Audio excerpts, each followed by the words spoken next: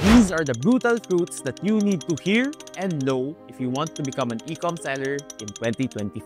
Kung seller ka na ngayon or gusto mong palang magsimula sa Shopee, TikTok, and Lazada, kailangan mong marinig ito. Kasi this 2025, ibang-iba na ang e-commerce landscape. Noong una, sobrang dali lang. Mag-upload ka lang ng product, tapos maghintay ka lang ng organic traffic. Tapos ayun, may sales ka na agad. Pero ngayon, sobrang hirap na. Hindi na kasing dali ng dati. Platforms are much more stricter. Fees are way higher and halos lahat ng niche may mga malalaking players na established. Tapos yung mga competition, sobrang tindi compared sa dati. At ito ang reality ng e-commerce ngayon.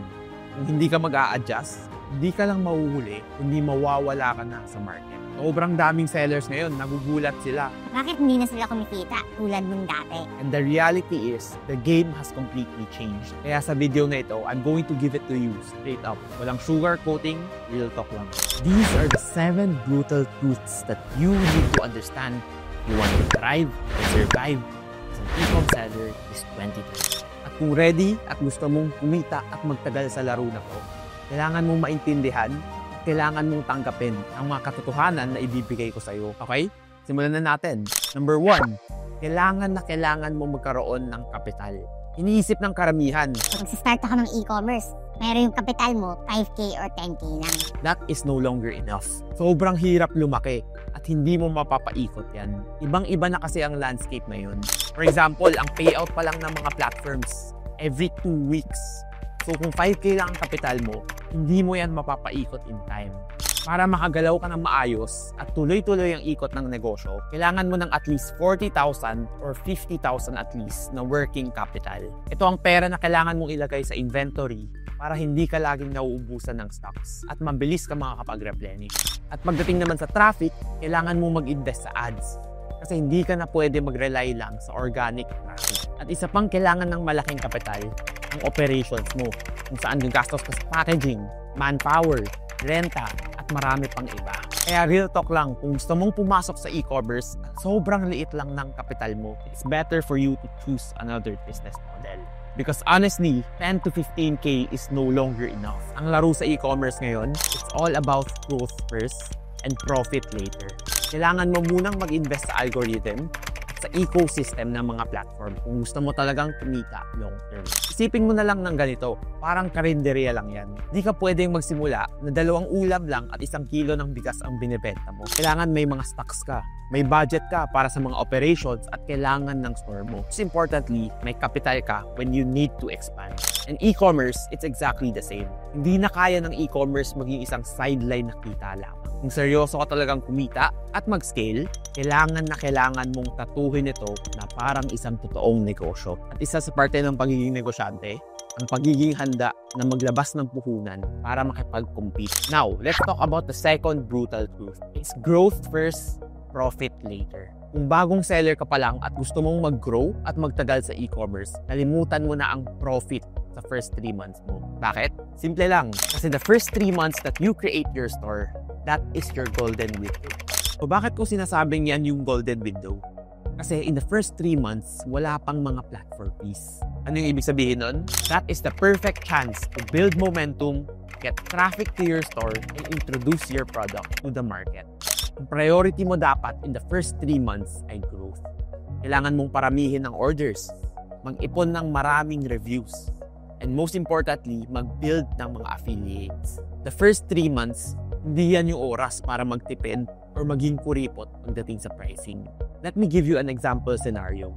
Meron tayong si Seller A at si Seller B. Si Seller A, naiintindihan niya ang larong e-commerce. Sa first 3 months pa lang ni Seller A, binagsak niya yung presyo para makakuha siya ng market share at gumawa pa siya ng voucher para magkaroon ng maraming followers.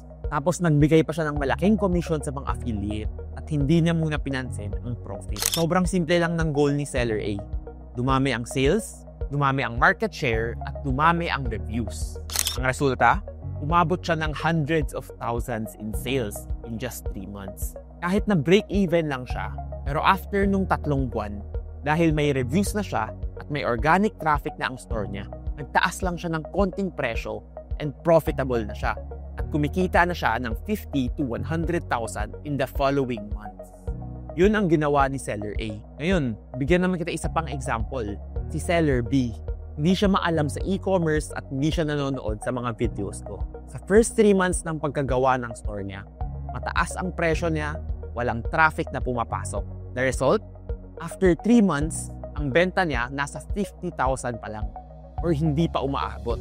Ang kita niya, sure, sabihin natin kumikita siya 5K, 10K per month. Pero if you compare Seller A and Seller B, makikita mo na mas malaki ang growth ni Seller A, mas marami ang kita niya, mas malaki ang traffic na pumapasok sa store niya, and most importantly, mas sustainable siya at mas profitable siya in the long run. That is the mindset that I want you to understand. Kung gusto mong magtagal at mag-earn ng 6 figures in e-commerce, you need to invest in growth. So now, let me ask you, Seller A ka ba o Seller B? And if you are what I described in Seller B, this is your chance to change that and become a Seller A. Now, let me show you a real-life example kung paano namin in-execute yung strategy na sinabi ko sa'yo, which is yung kay Seller A. So, itong account na to ay isang home and living store. Sobrang laki ng market potential nila. And most importantly, alam nila na may competitive advantage sila. Nung nagsimula sila sa e-commerce, 0 ang sales nila. Ginamit namin yung Seller A strategy. And within 3 months, napaakyat namin yung sales nila ng 3 million pesos. Ano yung ginawa namin?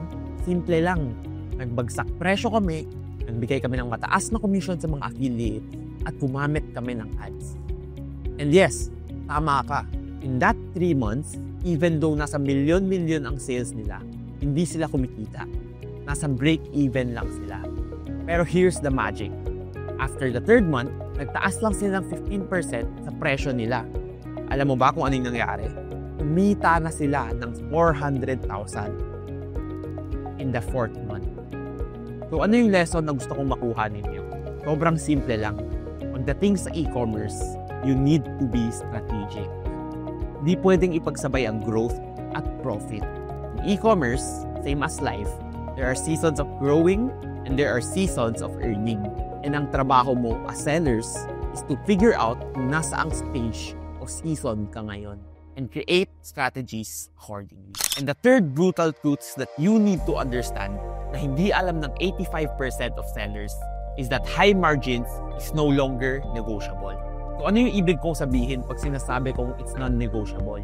Kung dati, pwede pang makalusot ang mga sellers na konti lang ang profit dahil mura pa ang lahat.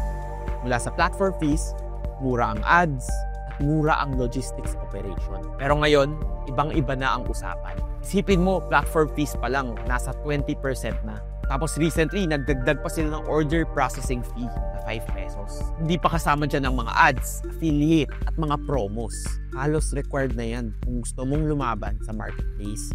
Kaya kung hindi ka maglalaan ng budget para sa mga marketing, I guarantee you, hindi magtatagal ang store mo at makaka-reach ka ng dead end. Kaya kung mindset mo ay basta mura para lang makabenta, that is a losing strategy and not a long-term one. Kasi let's admit it, even if makabenta ka ngayon, in the long run, hindi ka makakapagtagal. Dahil every single month, tumataas ang mga platform fees. Every single month, dumadagdag ang mga competition. That's why I always say, you need to be strategic when it comes to pricing. Kasi hindi lang short-term ang labanan sa e-commerce, but long-term, sustainability. So if gusto mo maging successful sa e-commerce, your margins should be big enough so that you can reinvest that in growth. This is the cycle of e-commerce, and sobrang daming beses ko niya nakita. First is sales, and then profit, and then you need to reinvest that profit to get even more sales, and then profit ulit. Kaya kung wala kang puhunan galing sa mga high margin, wala kang kapital pang reinvest, and at the end, mauubos ka lang.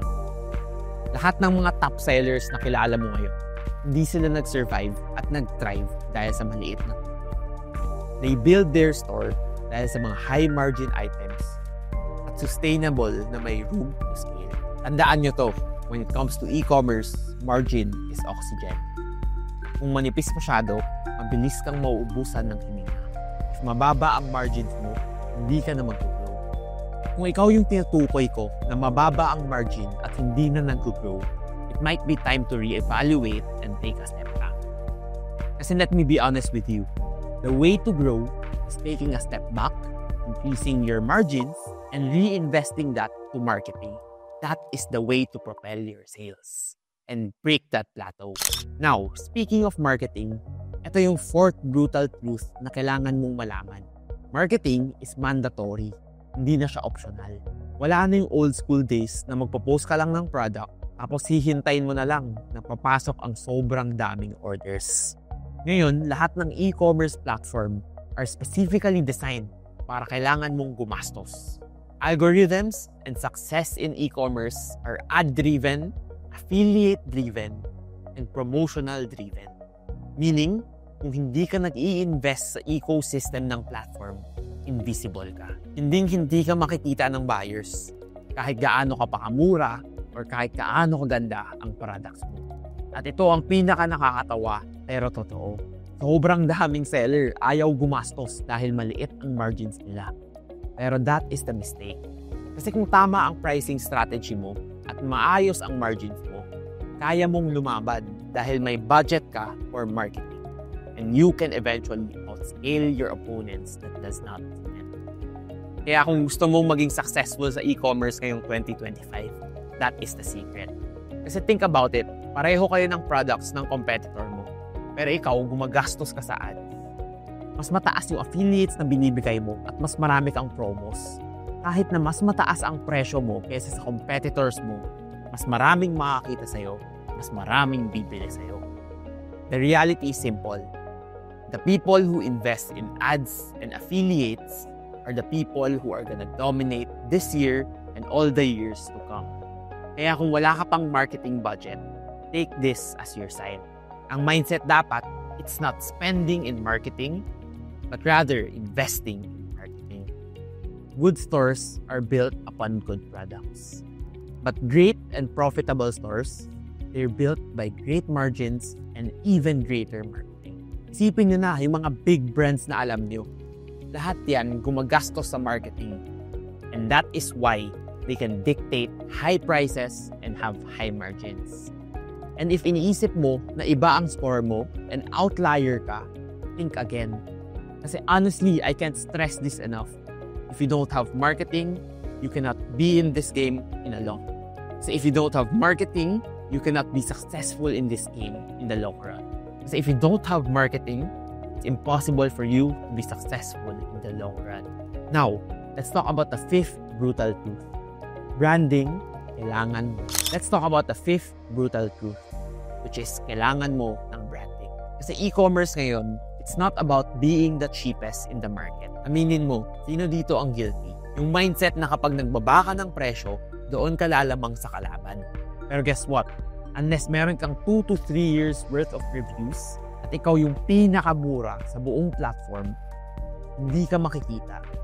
Kasi hindi sapat na mura lang. The new game now in e-commerce is all about branding and exposure. Kasi tanungin mo ang sarili mo, sino ba ang may pinakamaayos at maganda na product listing? Sino ang may mga clear image, clear video, at napakagandang offer? Kasi buyers today, they don't just buy product. They buy brand, they buy trust, and they buy quality. Pero iting maling pagkakaintindi ng sobrang daming sellers. Branding is not about premium logos or designs. Branding is about consistency. Mula sa packaging na natatanggap ng mga customer mo, ng mga product listing mo na mukhang professional, hanggang sa magandang customer experience na binibigay mo. That is what separates a random seller sa isang may branding na store. Kaya kung wala ka pang branding, comment brand workshop and I will personally give you a one-on-one coaching sa branding. All for free.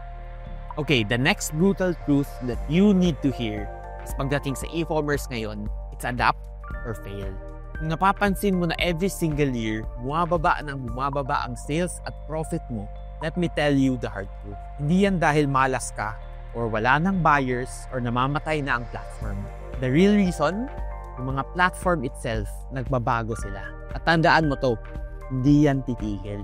Platform fees, ang taas lang yan. Ads, mas magiging mahal dahil sa mga competition. Speaking of competition, mas nadami at mas lalakas. So this is my question to you. Ano ang gagawin? You have to adapt or or you're gonna fail. And the way to adapt and be successful is by applying all the lessons I'm telling you. Kasi believe me when I say this, kung wala kang gagawin, walang mangyayari. And lastly, I want to give you guys something to look forward to. And that is the golden opportunity this 2025. Kung kaya mong mag-adjust at gawin ang mga tamang strategies, 2025 and 2026 can easily be the best years ng e-commerce journey mo. Bakit? Dahil karamihan ng sellers takot mag-invest and eventually nag-fail. There's a big market gap and opportunity that you can fill. Habang lahat takot mag-invest sa marketing, ikaw ang nakikita sa top ng mga platforms. And that is your edge. It's not about being the lowest price or the highest quality anymore. It's about being visible and having the right branding to go with it. And that combination, ladies and gentlemen, is how you get to 8 years. Hindi yan dahil sa swerte or dahil ikaw yung gusto ng platform. It's because you have a strategy and you understand the e-commerce equation game. At kung hindi mo pa alam ang e-commerce equation, I'm going to pop up a video na kailangan mong panoorin after this. So ayun, these are the brutal truths that you need to know and understand if you want to be a successful e-commerce seller ngayong 2025. Iba na ang laro ngayon. Hindi na about price. You need capital, you need marketing, you need branding, and most importantly, you need to have a strategy. Anyways, that's all for today's video. By the way guys, gusto ko na rin pala kayong i-invite sa free webinar namin this coming Wednesday. Kung may natutunan ka sa video na to, mas marami ka pang matututunan sa webinar natin. If gusto mong sumali, just comment webinar sa comments and my team will reach out to you. And remember, this is completely free. Kailangan mo lang umattend. So if you're serious about growing your e-commerce store, I'll see you in the webinar. Itong video na to and you want more videos like this, and mag-comment ka para makita ko kasi I read all my messages. And as always, keep learning, keep growing, and I'll see you in the next video.